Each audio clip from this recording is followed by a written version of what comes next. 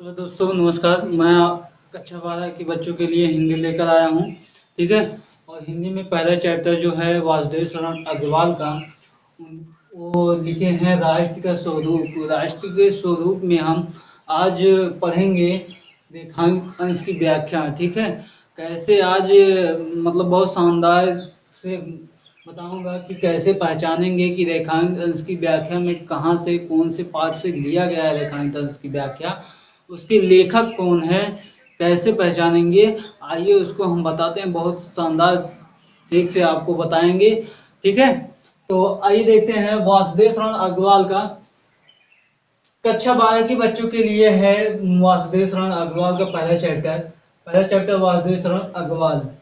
ठीक है। तो क्या लिखे हैं वासुदेव शरण अग्रवाल? राष्ट्र का स्वरूप अर्थात राष्ट्र के विषय में, अर्थात भारत के जो राष्ट्र है उसके स्वरूप अर्थात उसके विषय में क्या क्या बातें की गई उसको बताए हैं वासुदेव शरण अग्रवाल।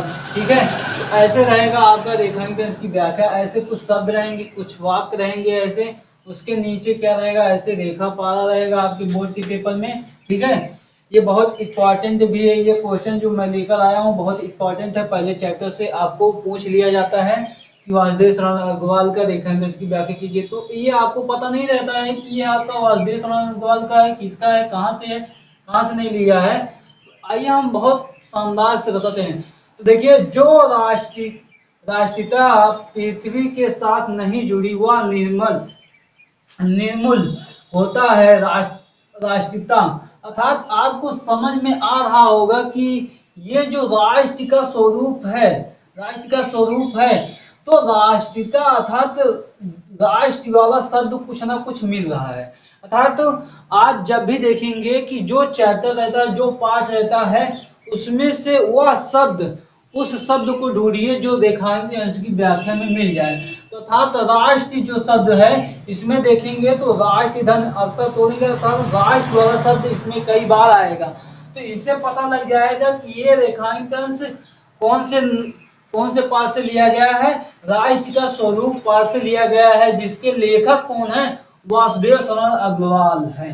तो पहला आपका क्वेश्चन बनता है, क्वेश्चन इस तरह रहते हैं, 5 क्वेश्चन दिए रहते हैं, उसको आपको क्या करना है, रेखांकन अंश की व्याख्या करना है, जिसमें से 5 क्वेश्चन प्लस 2। ठीक है। जिसमें से 2 नंबर हर क्वेश्चन में दिया जाता है, ये आपका 10 नंबर का रहता है। ठीक है। ये 10 नंबर का आपका रहता है, तो इसको आपको करने में बहुत आसानी होती है, लेकिन जब आपको पता रहे तब ना, तो उसी को बताने के लिए मैं हूं ना, तो आप तैयार रहिए। तो मेरे साथ बने रहिएगा, तो आपको एक से एक अच्छे से अच्छे मैं बताऊंगा कि आपको ऐसे पहचानेंगे। तो ठीक है। राष्ट्रीयता अर्थात ये राष्ट्र वाला शब्द यहाँ पर देखिए, राष्ट्र का स्वरूप अर्थात राष्ट्र शब्द इसमें भी दिया रहेगा ऐसे रेखांकन की व्याख्या में। ठीक है।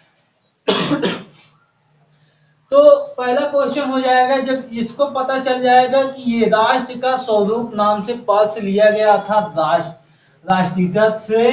राष्ट्रीयता से क्या पता लगता है कि राष्ट्र का स्वरूप नाम से चैप्टर से आया हुआ है।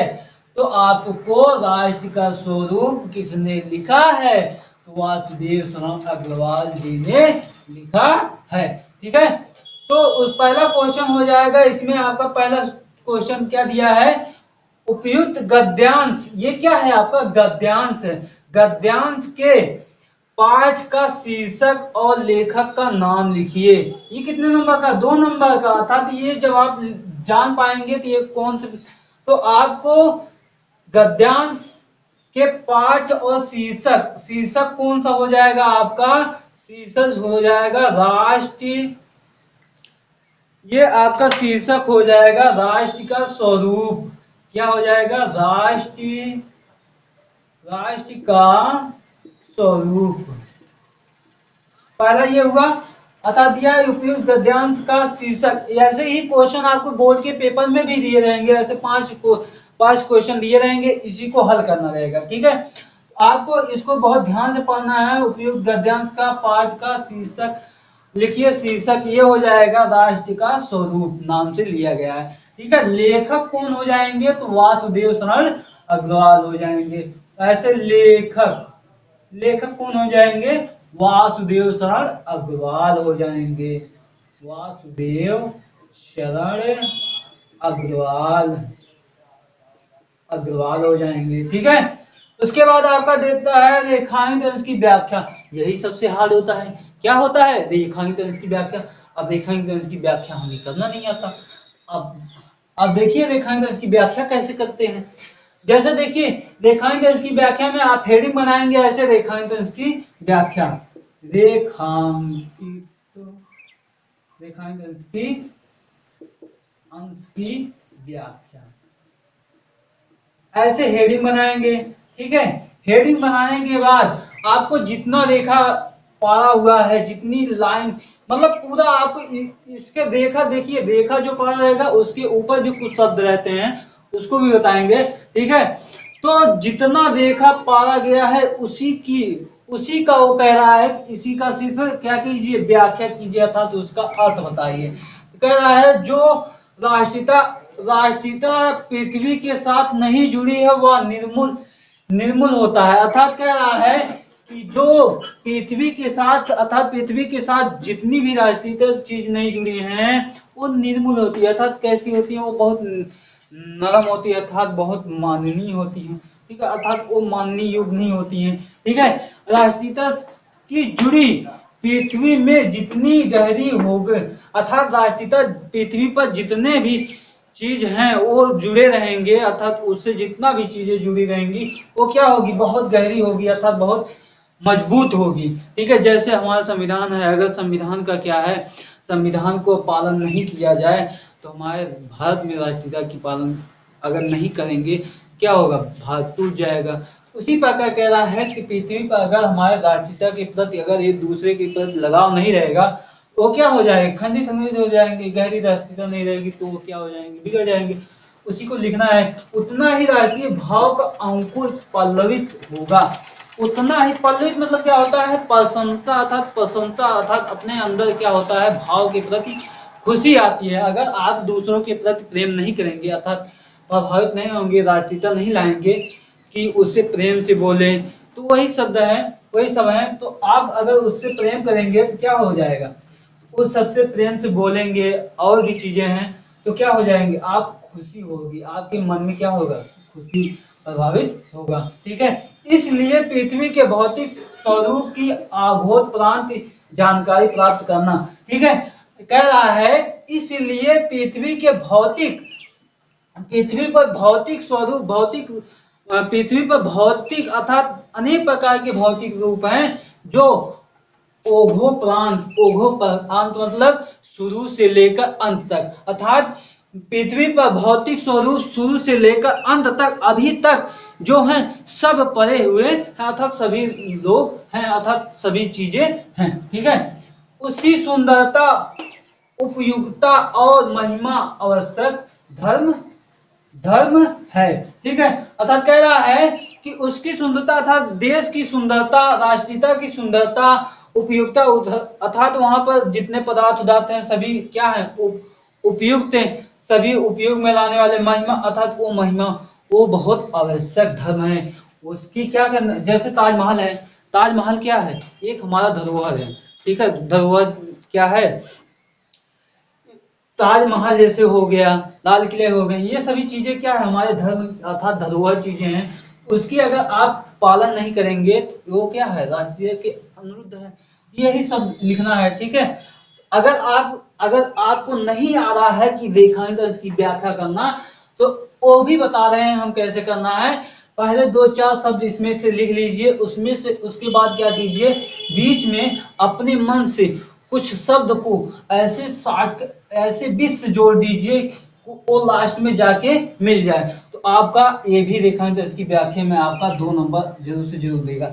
और रेखांकित अंश की व्याख्या लिखने के लिए ये जैसे 4 लाइन का दिया है, इसमें से आपको क्या करना है, 6 लाइन बना देना है या तो 5 लाइन बना देना है। रेखांकित अंश की व्याख्या करने का यही तरीका होता है।